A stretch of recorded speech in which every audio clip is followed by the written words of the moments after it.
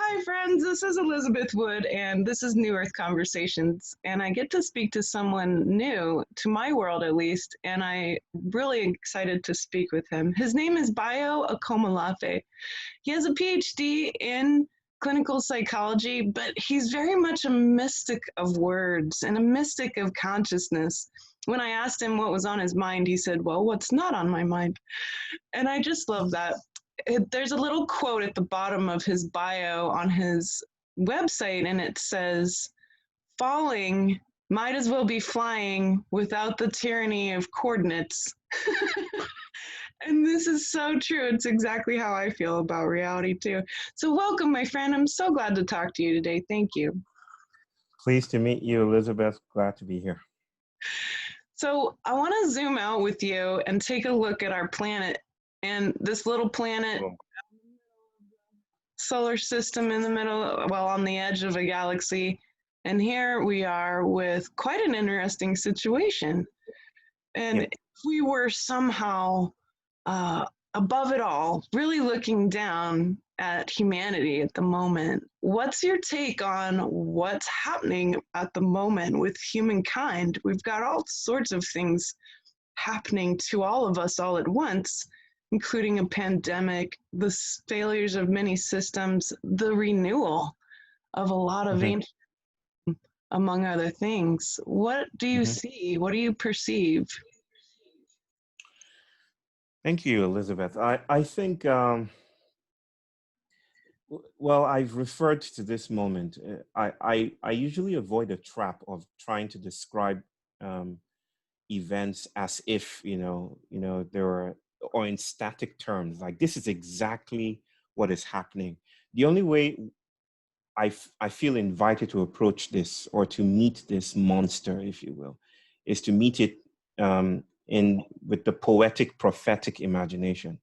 Not to think of it in terms of another reductionistic item that I can put and label away and say, this is the opening of the Aquarian age or something, or this is the, so it's like, this feels to me like, and this is not a final resolute description, but it's like the opening of wounds. I think one way I could describe it is a wound dehiscence. That is when the body cracks open. And what body is cracking open? It's the anthropos, the human. And I don't mean the human figure. I mean the terrain, the territory that performs humanity, that performs the human, that that has made it possible for us to take advantage of stability, climate stability, to create sedentary societies, to create civilization, basically, to traverse the planet and spread white normativity. You know, I feel that this virus is not just a pathogen. It's like an opening of a wound in the flesh of the normal, and and monsters are emerging from those ruptured places. It's like a messianic burst, and with that, we're seeing things and asking new questions that were not possible prior to the pandemic.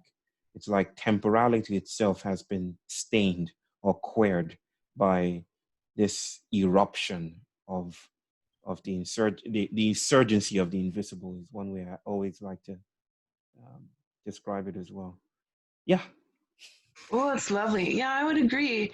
And this eruption is coming forth from so many different points. There's, of course, the personal and the personal human culture. So, each individual is having their experience and comparing it to everyone else's experience. Then you've got, these pockets of culture too, where there's interaction and everyone's awkwardly orbiting each other, trying to figure out what is normal and not having that concept anymore. Yeah. And then there's this ancient genetic bondage and this genetic agony that rises up from the womb too, that's afraid of disease, afraid of famine, and it's an ancient pain where people are aware of it, but they don't know what to do with it. They don't know that it's actually coming from the deepest genetics of their embodiment in Right. relation to the terrain. Right. And I really like to look especially at the awkwardness where Uh-huh. everyone's trying to figure out what is normal now. And your point being it's not static. There's not gonna be, and never really was, really, if we look at it, a true Uh-huh. actual global level normal. Yeah. What Yeah. thoughts come up when you're looking at this awkwardness between people and the genetic pain that's coming up? Well, in some senses, this is where this is an intergenerational gasp, if you will. Um, like it's the biblical in the Abrahamic traditions, the biblical narrative of the Tower of Babel, um, and basically the attempt to build a tower that was so high it would escape any flood and then pierce through the heavens. And the gods literally look down and say, "No, let's disturb this. This is not good." And so they come down to earth. At least it says they. I think uh, small hints at the pluralistic pantheon that pre-existed the monotheism of Judaism later on. But they looked down and they came down and they struck everything with confusion. Um, and I like the word confusion because it's duplicitous. Etymologically speaking, confusion is a mingling together. It's a loss of definite boundaries. And with a transversal event like a pandemic, the boundaries between things are not so clear anymore. The boundaries between science and so-called conspiracy theorists or theories um, start to blur. We start to think, yeah, we should think about science as the official doctrine of what's happening, the official account of what's happening. But there are also elements that are true when we also recognize that science is political. I mean, feminist traditions have exposed that for a long time. Insights into science. It's not neutral. It's not apolitical. It's not ahistorical. Like, it's also true that there are hidden strings here in how we think about science. So how do we distinguish that from conspiracy theories then? And then we start to ask questions about work and schooling and education, especially here in India, Elizabeth. People are asking questions about, okay, should we return our kids to school? Um, what if learning happens outside of school? These questions were not mainstream at all in India. India is a very rigid, um, fixed country when it comes to schooling. It's very factory-like. It's almost toxic in its materiality. But of course, in many places in India, there are eruptions. Prior to the pandemic, I've been part of communities that were asking these questions. My wife and I are unschooling our children. They're 7 and 3, sorry. And they've never been to school. But when this pandemic happened, we found ourselves in the midst of inquiring minds, people asking the questions we've already been asking for, 7 years now about schooling and education. Let me use this metaphor. In 1945, the Hiroshima bomb blast that effectively ended the Second World War um, was deployed in Hiroshima and Nagasaki, July 6th and 9th, if I'm correct.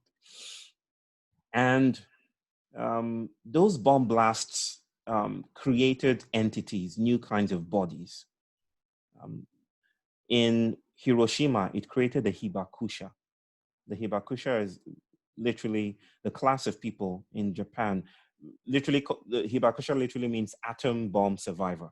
That is the class of people who survived, who were close to it. And there are many categories the government uses to define the hibakusha. Maybe those who were 2 kilometers away, those who were in the immediacy of the bomb blast, those who were in utero, in the bellies of their mothers when the bombs went off. It created the hibakusha, and it also created trinitite, which is a mineral resource. Um, this was in Alamogordo in New Mexico, where the first nuclear blast was deployed. Nuclear bomb was deployed. So trinitite, this new element or new thing, and the hibakusha, another new thing. I feel that we've just witnessed a bomb blast in some senses, that the coronavirus is like a nuclear weapon that has been deployed. And it has suddenly, in the rippling effects of its, mass deployment, of its explosion, it has created new bodies. It has, maybe we're neo-hibakusha in some senses. It seems now we have grown monstrous. We're now transversal ourselves. We now feel aspects of ourselves that don't fit anymore, that disappoint and spill away from the modern categories by which we've been identified, indexed, categorized, and named, rendered intelligible for the mass and dominant systems. And now we're asking disappointing questions, scandalous questions. Should we go back to school? Should we do work? And I feel that is confusing. Um, and it's also liberating. Confusion is emancipatory in my scheme of things. Confusion allows us to shapeshift, it's the gift that allows us to compose new kinds of bodies, not unilaterally in some kind of human manifesto way, but the materials are present and now we can do stuff with it. Wow, that was a beautiful description of this, and the unschooling has been so on the fringes of Yeah. of our education. And it's funny because I have an older teenager, he's 17, and he's going through his last year of high school, typical kind of American kid, West Coast.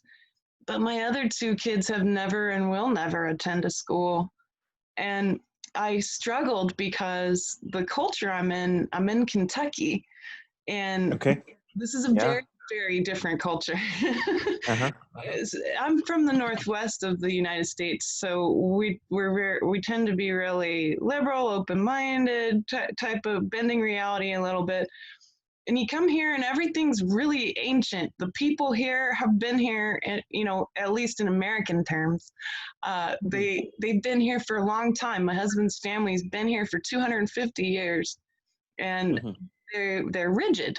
And when I mentioned to them early on that I was going to homeschool my kids, they got really weird about it because they thought, oh, it's going to be so strange, like only weird people homeschool children, or Amish people, because there's a bunch of Mennonites and Amish folks around.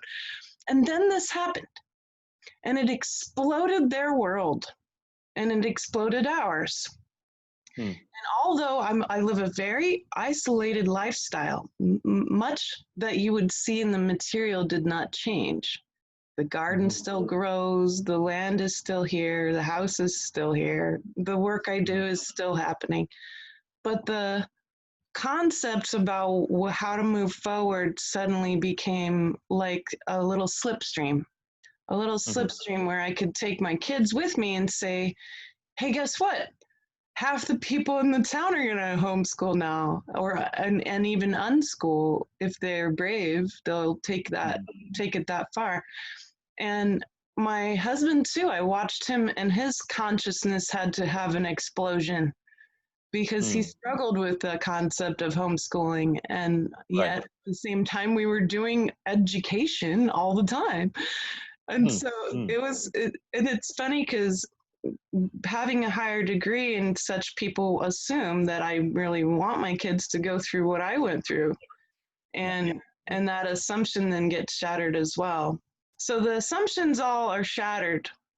They're all shattered, and now we get to try to pick up different things and decide what attachments, what expectations are we going to remain with, what creature of a culture in our own families, in our localities, in our nations, in our globe, what creature of a culture will we piece together? It's going to be a mosaic, and I do see the facets of localism people Yeah. saying, well, I'm afraid that we're going to run out of food. I better make friends with the Yeah. local Yeah. farmers. This is literally discussions that happen now that didn't ever happen before. And if you did have these discussions, it was sort of like, what are you talking about? Everything's working fine. Yeah. Without Yeah. without the visuals or the true insight of the horrifying way that we've been treating animals, the way we've subjugated the earth with big, huge companies and Uh-huh. and trying to control genetics of the seeds and lots of pesticides and in my area is typical for that. Yeah. And all of that's shattering. It's shattering before our eyes. And some people, um, especially my family, who were really devout Byzantine Catholics, they always Uh-huh. said, well, this is the end times. Now we're in it. And they're saying, like, see, I told you so about stuff.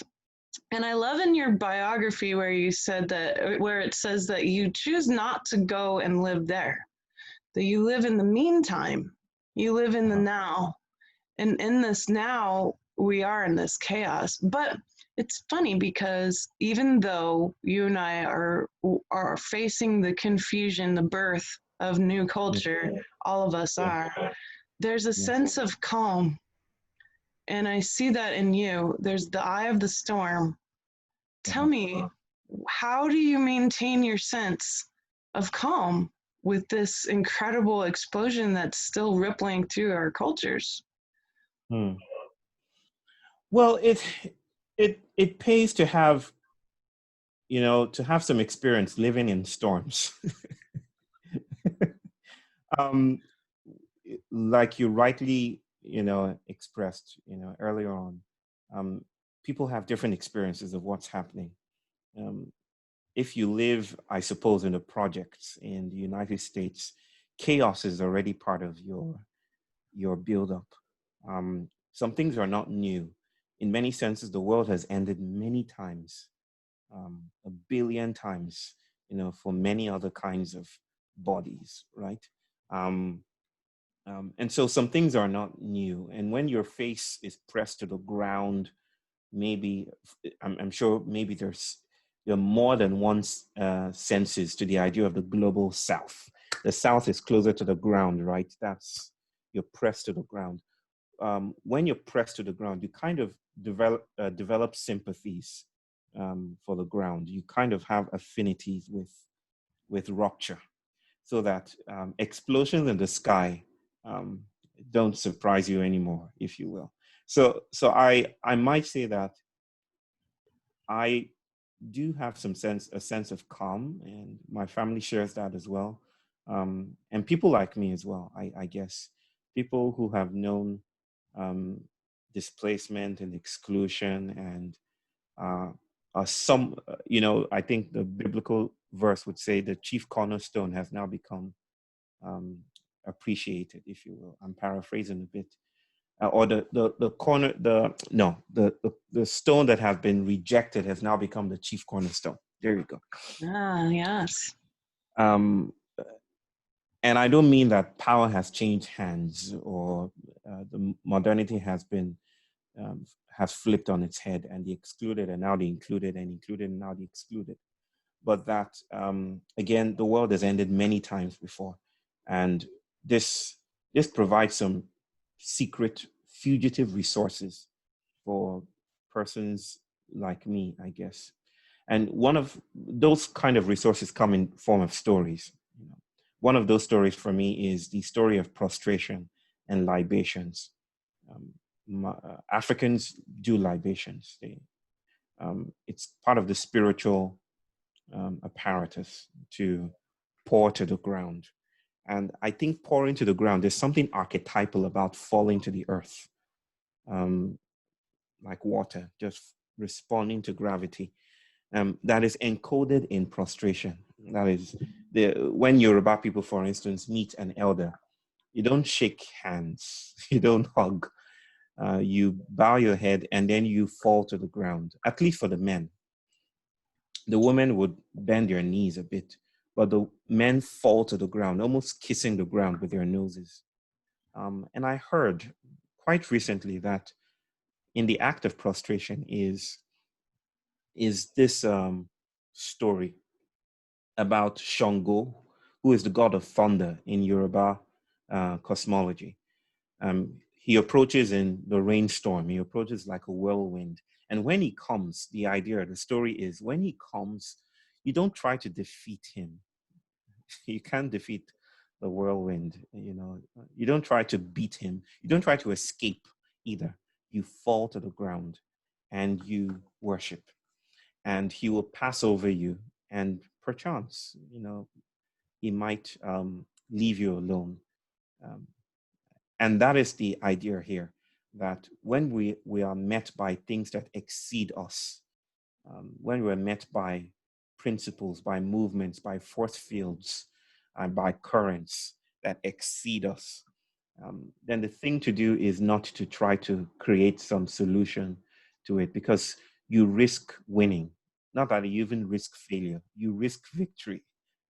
You might actually defeat the monster, but you would still be left in a crisis, if you will. And I can explain that later. But the thing to do is to fall to the earth so that you might be shape shifted by this object, by this being that has approached you. And that is, I feel, the invitation. One of the invitations of our time is that as things are in the air, as molecular transference between our bodies becomes heightened, as we dream common dreams, as things show up in our language that were not possible before, as all these things are happening, there is an opening.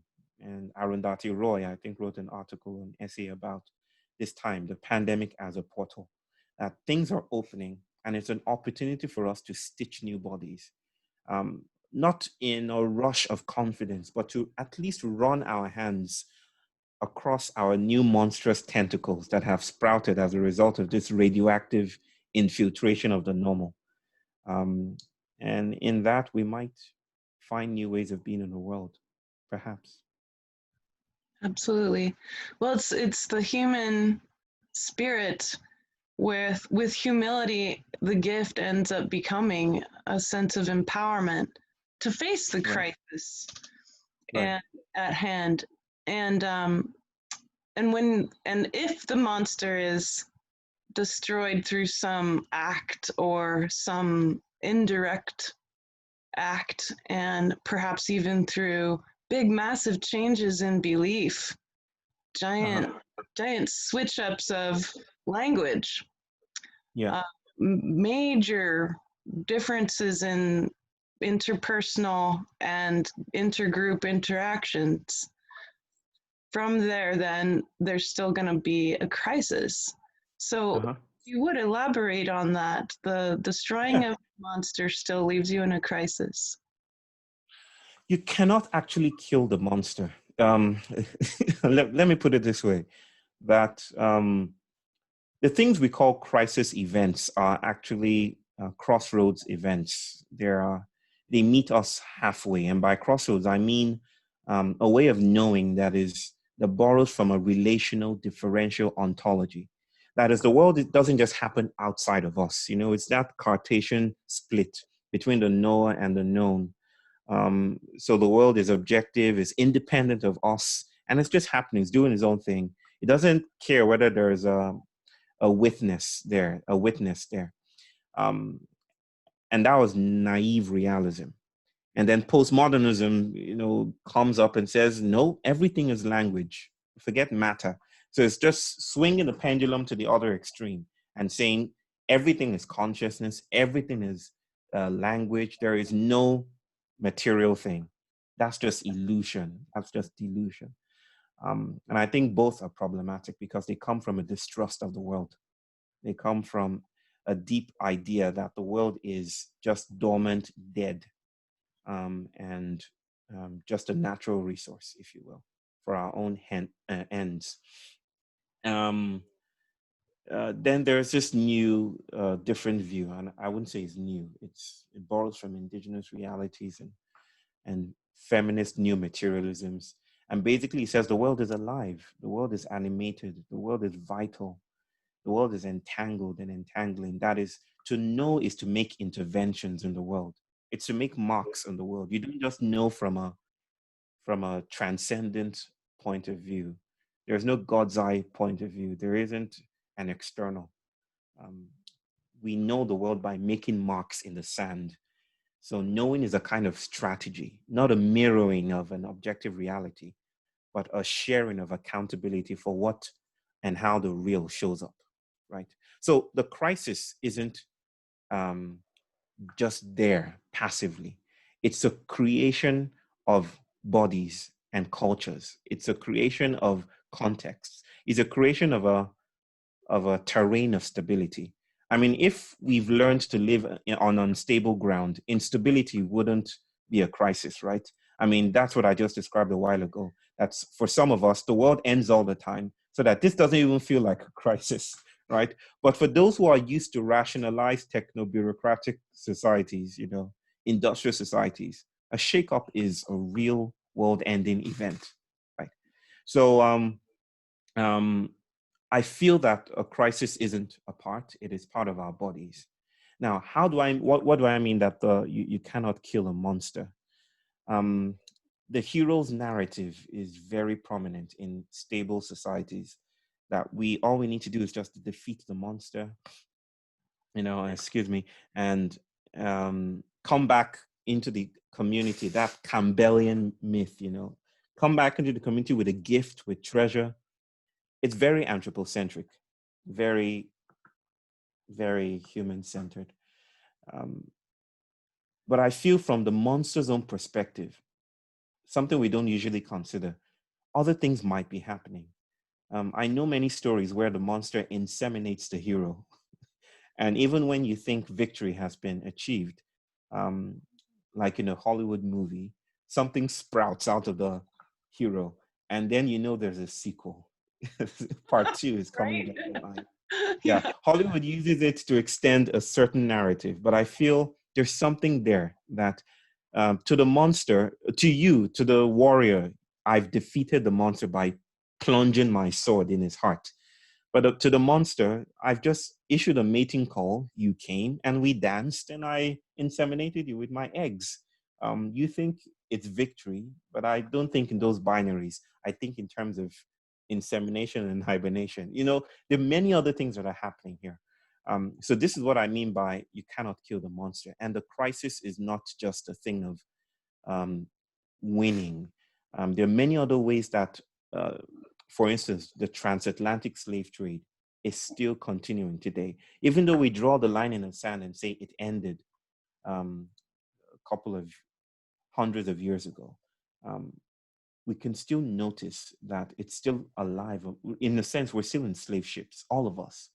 That it spilled its guts. The slave ships spilled their guts into the cities and just continued, categorizing human beings in those ways. So that's what I mean by that. Yeah. That's very powerful. And if you zoom out and really take a look at the different sort of narratives that come out of the um, the the sources of power, political Yeah. economies, the voices of the media, you can immediately see that we're going to defeat this. We're going Uh-huh. to destroy it. We're at Yeah. war. Yeah. Yeah. And now, now it's not just now we get a war on terror and we get a war on On a this virus. this little thing, this Right. being that's Yeah. conscious, it's alive. All I always remind people, it doesn't hate you. Don't Mhm. don't don't allow your anthropomorphization, Yes. the direction of the human to believe all things think like humans. Yeah. Yeah. Don't allow that to, smudge away what is actually going on. Yeah. And and it is very special to try to switch up your vantage point and Yeah. get off of the sort of roller coaster ride of the media and such, and say, well, if there is really a war on terror, for example, then why are we so afraid of each other still? Why are we still dealing with the other inside of our homes, inside of our communities? That's where that war ought to begin, if there is going to be a war at all. And yet it isn't. It's not been created in that sense. But that's the opportunity then from someone who says, you know, this isn't working anymore. And I keep thinking I'm going to pound away this monster with a whole bunch of hand sanitizer. And lots of distance and all of these things. Yet I don't feel better. This war doesn't make me feel any better. I don't feel like I've succeeded at anything. And that's what everybody's beginning to realize, at least in the United States. And everyone's saying, I'm not feeling good about this still. Like I've followed what I was told to do and trying very hard to go be good and try to be normal when no one can define that anymore. And I love also that the only division that we're talking about is those who are used to the chaos and those who aren't. Those who are used to the technologies and the ease of privilege, and those who are not. And that in of itself is one of the most core differences between people, and we never even talk about it. And I'd like to give people that chance to say, you know, think of what it seems like from the other side of all of this. What does the virus see? What does the bacteria see? The yeast, what does it see? And suddenly the world becomes this dance of consciousness. And it no longer is so terrifying and so separate. And I always like to joke around, Bayo, that the human house is this brand new environment that never existed before. The house, the modern, especially Western house, up off the ground. And I always say, you know, you think that you're like safe and healthy in your house, yet now we know that this house with all this carpet is this wonderland for dust mites. And the dust mites are pooping and they just think it's awesome. They just get food raining down on them all day. And I'm like, you know, it's making you sick. You think that you're all better being away, separated from the earth, our mother, who literally heals us when we walk on her, who literally welcomes us when we prostrate, and her who catches us when we fall. And now this there's even more of a separation between us and our mother. But I remind people it's going to have to come full circle. Even the material world is going to catch up to these culture changes. We're not quite seeing that yet, but it always does. And the material relationship we have with nature is one of the greatest things. I'm looking forward to watching it evolve. But I'd like to address too this difference between those who know chaos and those who don't. Because it's almost like taking a big pan. You and I both have kids, so we can imagine this fairly well. Taking a sandbox and shaking it up, and then all the toys rise to the surface. And that's what I see going on. Everyone gets shook up, and those who are used to the chaos, they are going to be comfortable in the sand. They already know how to be humble and how to prostrate and how to be empowered through the shakeup. And those who aren't, they're going to end up coming up to the surface and really standing out. They're going to stand out as if they were big rocks being forced to the surface, and their heaviness and their comfort will no longer be able to settle down and just be in all of what is normal to everyone else who's used to the chaos. So that's the metaphor I see, is anyone who's getting really, really shook up by this and isn't able to have this sense of calm, it's because they have such heaviness. They have the heaviness of expectations, of privilege, of attachments. They have Mm-hmm. a heaviness of being comfortable because they are homogenous enough to have fit into a normal that was there for a little while. Mm-hmm. And what kind of concepts come up when I bring up this metaphor of this shakeup and who's gonna get sort of shown up as the heaviest of all? Mm. Again,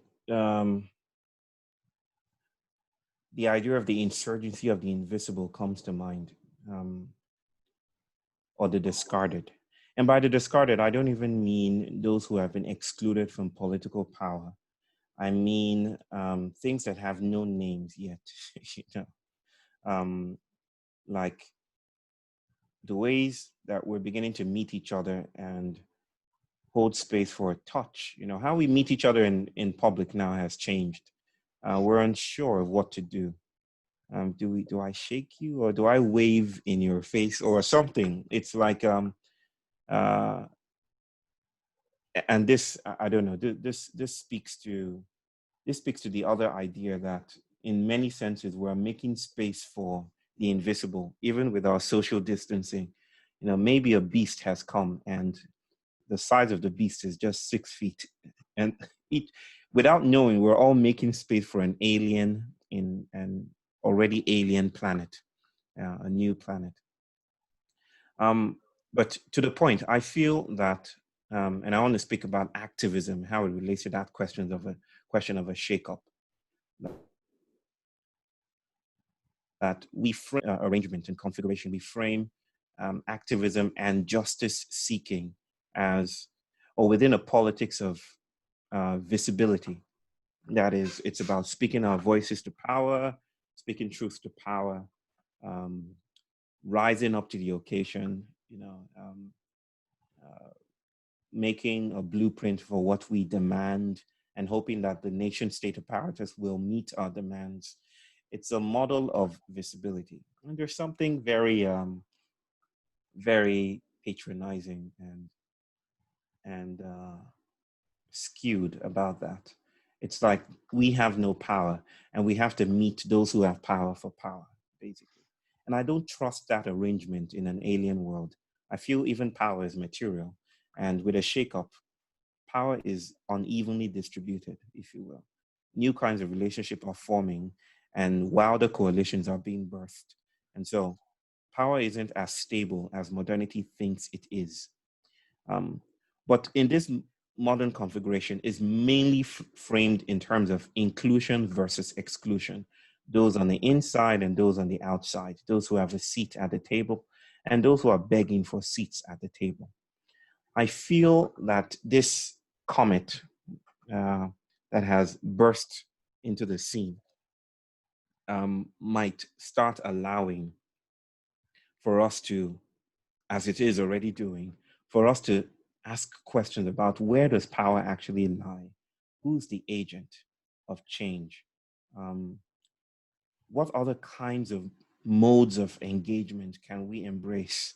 And what if justice gets in the way of transformation? Should we be so committed to this furniture piece in the hallway that we rudely call justice? Or are there other ways of meeting the world, meeting ourselves, meeting the planet, meeting ancestors, meeting brothers and sisters, meeting feelings, meeting the unsayable and the unintelligible? That is not a capitulation to power arrangements as they are presently framed. I mean, this is what I call post activism. That is, you know, there are many instances in history where, even with victory, power didn't exactly work out the way we expected, which is why I say that we risk victory, not just failure. Um, those who stormed the Bastille in the French Revolution may have won the day and cut off all the heads of the elites, but they left the throne intact and they made room for Napoleon Bonaparte, right? Africans have been fighting for independence or had been fighting for independence since the 19th century, at least beginning with Algeria and all the way to Rhodesia. Um, uh, we've been fighting for it. And we won between the 1950s and the 1970s. Lots of African nation states became independent of their colonizers. But even in that, you know, I don't know if you saw the news recently that is it Zambia is selling part of the Victoria Falls to a Chinese investor. That beautiful, magnificent site, selling a waterfall to a Chinese investor who wants to build a huge wheel. Is it called a Ferris wheel? I don't go to amusement. It's the giant wheel or something. Wants to put a wheel over there. Um, and I'm not surprised because though we won the day, um, we failed or my friend who put it this way, that if we beat them at their own game, then we've lost. I think we lost by winning. So I think we're in a time when new questions want to be birthed through post-activisms, new kinds of questions. And they will be encoded, I feel, more readily in the bones, in the memories, in the experiences of those who have had themselves pressed to the ground. They might find themselves doing things that they have no rational explanation for. But it seems we're all in this together in a way that is thicker and weightier than just individuals acting in response to crisis. I feel that there is an unseen entourage of bodies that are acting with us in this time. Yeah. I love that. That's beautiful. It is such a great example. Selling the waterfall. Wow. And oh my goodness. And now that can be applied almost like a roadmap easily to look at almost every aspect of human culture, especially in the past 300 years, and even really defined in the past 100 years. Beating them at their own game, and then we still lose because the throne is still there. Yeah, the throne is still there. Yeah. It's very deep. That also makes me curious too, as the unseen is finally becoming more and more apparent in these new ways. It reminds me of the pedagogy of the oppressed, Paulo Freire. And and in anthropology, we came up with this whole process, and this is kind of funny because it relates to the beating people at their game thing. We came up with this whole process called participatory action research, and it's sort of, I did some of that. yeah. And it makes sense when you do it, because if you practice this, and so I'll define it for everybody, basically you're going in and you're saying, all of you own your problem. You own your problem and you own the solutions. I'm going to facilitate you defining your problem and defining the oppression, and I'll help facilitate you finding the solutions and implementing them, but they are not mine.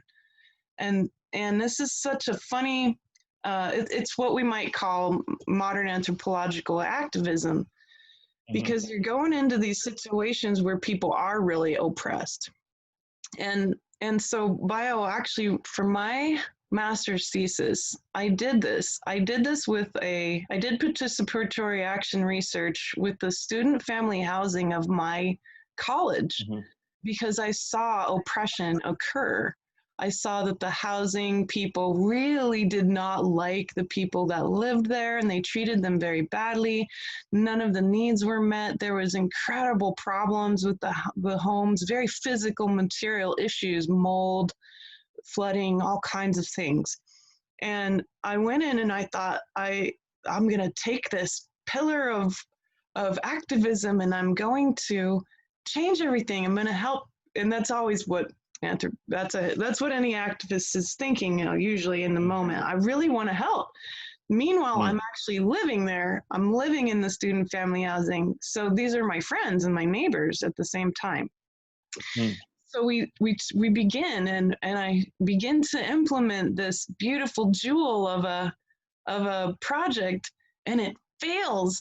I spent 5 years doing this work and it failed miserably. And I come crying to my master's committee, and they're like, you're going to have to write about why it failed, Elizabeth, because good luck trying to find anybody writing about projects like this that have failed. And Mm-hmm. out of 500 publications, I found 2 articles that actually talked about the failure of participatory action research. Right. When I wrote the thesis, I said, you have to have personal initiative, and there was none. You have to have a group of people who believe in what they're doing in the place that they're doing it because they want to see long-term results. But it was a transient population. They knew they weren't going to live there forever. They were fine with, and here's where it got tricky, they were fine with letting the problems go on to the next people who would move in. Yeah. And my results were scathing, and I really beat up my college for what they had created. They had created quite the monster. But they did end up implementing some of the suggestions I did, which is so ironic because it was the power over that implemented the suggestions Right. after somebody came and said through academics, like, this is a problem. Yeah. So my point being is personal initiative, there's a sense of transientism in everyone because they all know that they're going to die eventually, that these bodies will leave. And there's this sort of sense of futility of, well, life is short. I'm not gonna do this stuff because it's too difficult. I'm just gonna try to be comfortable. Yeah. And I think the shakeup is really forcing everyone to take a different look at oppression, in that now they're going to be called to think of the 7 generations. Yeah. And it's like you've said, it's not a new idea. This is an ancient concept. This is our deepest ancestral and indigenous knowing that comes forth. And it's one of the beautiful things that has risen out of the wound that's coming up. Could we look at that? Could we look, what concepts come up for you when we talk about the indigenous knowing of the 7 generations of doing things that are a legacy far beyond your own, like unschooling our kids? In 1 generation, we can unravel all the brainwashing and the lies about history in 1 generation. And it's that quick of a change. That's like one active example. And there's deeper internal examples too. But what comes to mind when I bring up the concept of the 7 generations and the indigenous knowing that's coming up? So I'll respond to that from the perspective of the Yoruba people, the indigenous people in the part of West Africa that comprises of Nigeria and Benin and Togo and other countries. So there isn't particularly a conception about the 7th generation with the Yoruba people.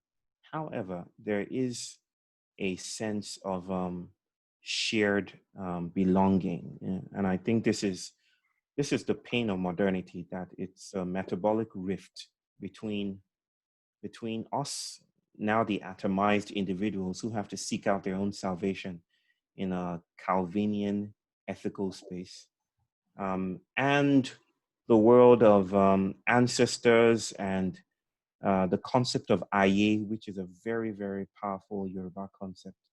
Aye might be very, very rudely and loosely translated as interaction.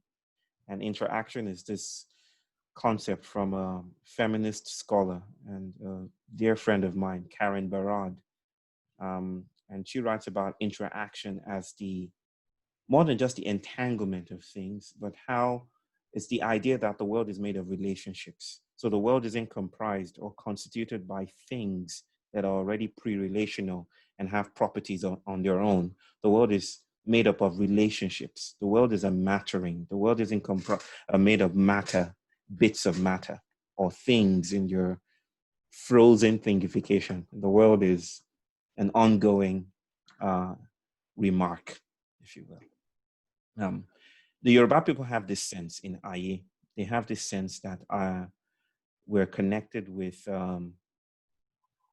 future generations, not specifically the seventh, but future generations. The past is still lingering. We should build altars to those who are coming from the past and coming back into through the future, coming back into the present. So we have names, for instance, that like Yewande, my sister's name. And it means the mother has returned. You know, it's the idea that ancestors are still alive. A mother that is dead could come back and live her life vicariously through other means. And then the positionality of things is queered in Yoruba thinking. So when a woman has twins, for instance, the first twin that comes out in the West, I believe, is usually the firstborn. You know, that one is able to claim rights as I came out first, so I'm the firstborn. I'm older than you, even if it's only 2 seconds, even if it's only a nanosecond. I get to claim eldership here, right? It's actually the reverse in Yoruba thinking. It's the first who comes out as the younger one, that the second one sends into the world to see if the coast is clear. Love that. Like you go out, check if the coast is clear. If you cry, I will come out as well. And so the first child, they're actually named for these positions. So if you're the first twin, your name is Taye. That is translated, I came to see life, Taye. And then Kehinde is, I came behind my younger one, basically. So this positionality, this sense of future ancestrality, like a querying of time, that when we live, we ought to live in a way, there's this oughtness about our cosmology as well. We ought to live in a way that is, that honors these other bodies that are always around us. We never do things alone. Space-time isn't empty and homogeneous. You know, it's replete and filled with life and humans and non-humans. It's vital, you know, it's rich. And so that comes up for me very strongly, that in such a time when space is now suspicious, you know, when the virus is thickening the air, and no one wants to, everyone's covering their their faces, as an act of reverence, I guess, in a deeper sense, in a deeper archetypal sense, for this being that has landed in our midst. I feel this idea of the seventh generation, which can be read diffractively with this Yoruba notion that everything is connected, and even the future has already happened in a sense, and the past hasn't happened yet. You know, this sense of slushy time, circular time, is making its sense and making its voice known. Oh, you really made me cry. I love that. It's so beautiful. I agree. In the study of mysticism, we do. There's a moment where it all becomes very clear that love is the force.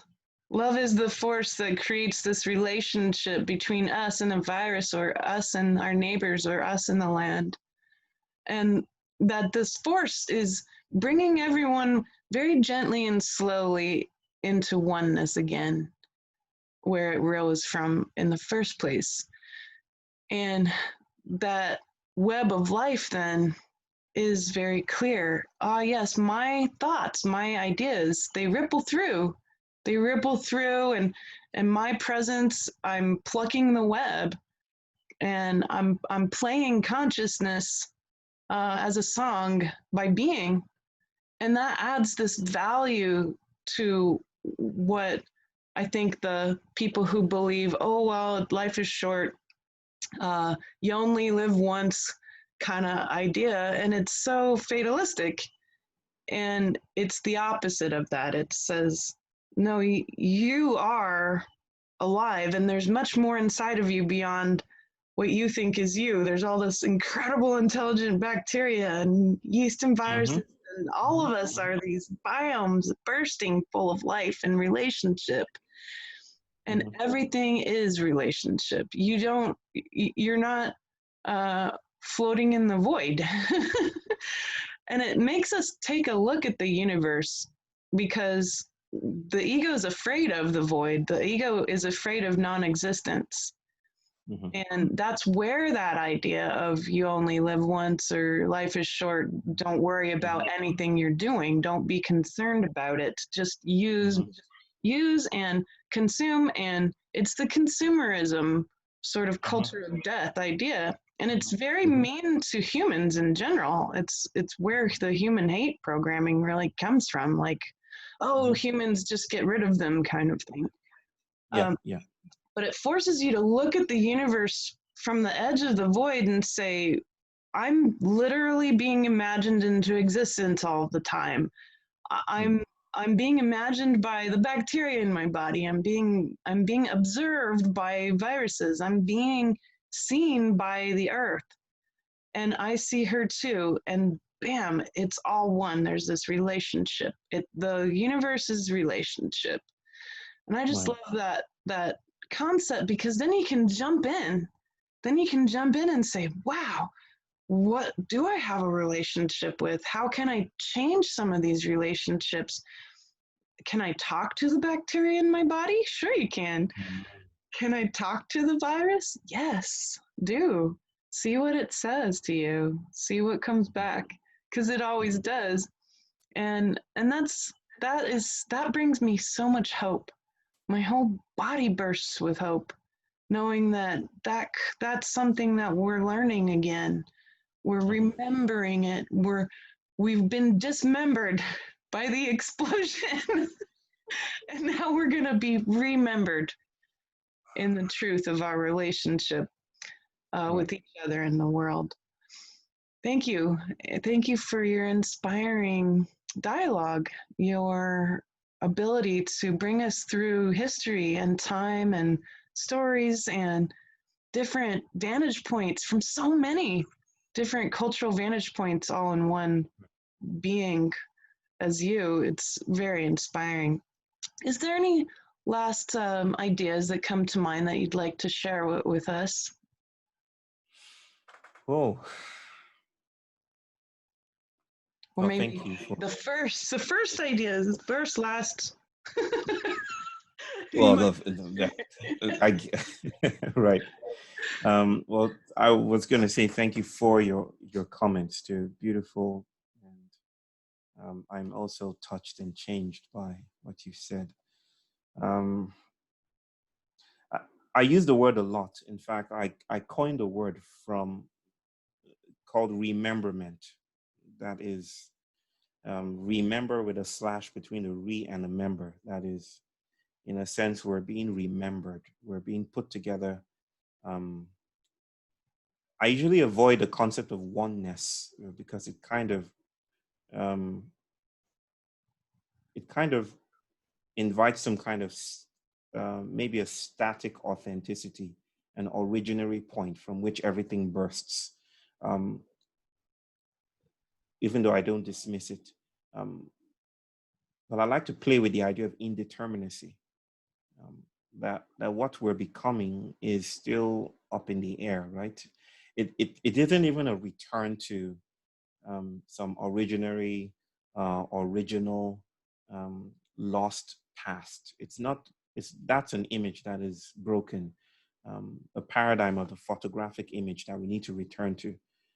I think the algorithm of emergence is that we're constantly perched on the new and the old, simultaneously, that the new is always the old and the old is always new in its mattering. Um, so the invitation, I feel, again, it comes down to, so what are my responsibilities in this time? Beyond the things that we can do after the fact of this explosion is the invitation to notice that we are already in response to this pandemic. We are already responding to it. It's instantaneous. The pandemic is um, expanding our bodies. It's congealing our bodies. It's doing things to us. It's making us alien, and that's a gift. And like you so beautifully articulated, speaking to bacteria, all of a sudden we're in an alien planet, and the invitation in an alien planet is to get to know your neighbors, get to know the people down across the street, say hi to them, walk across.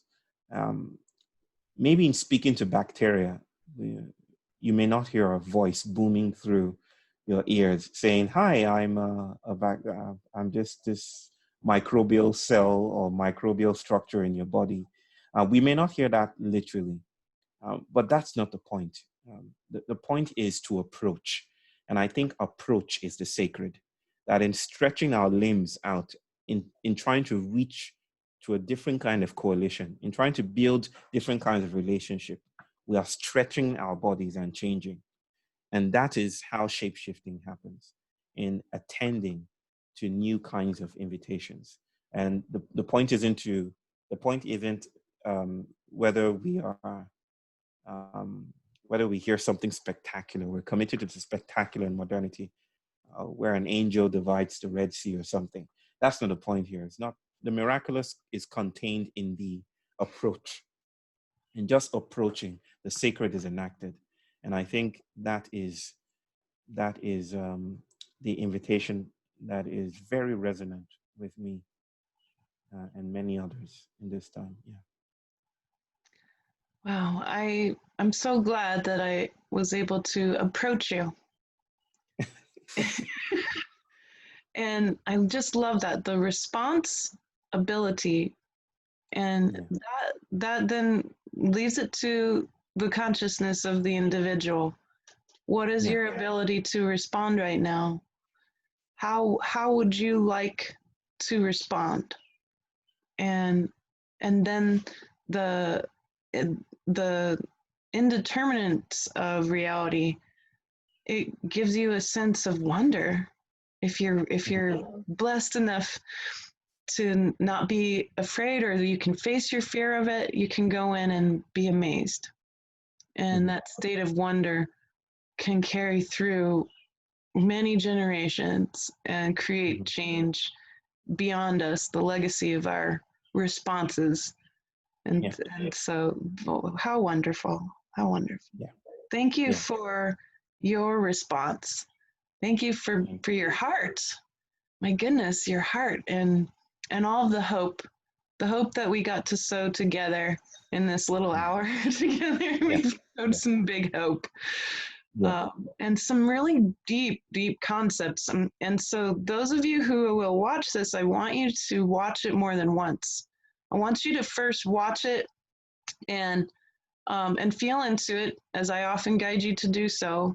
But I want you to watch it multiple times, because there's little jewels, there's pearls that you won't have noticed until you go back into the words that were created today.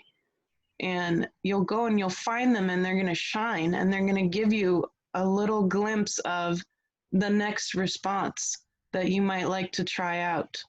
And you might like to wear those jewels for that day, or you might like to change up your wording a little bit more deeply to be able to respond in a different way each time. And it will create a sense of non judgment, and it's going to help to sow hope wherever you're at, no matter where you're at. And so, thank you. Thank you, my friend, my brother. Bless you. We are so Thank you. excited to have got Appreciate to it. hear your words today. Thank you. Thank you.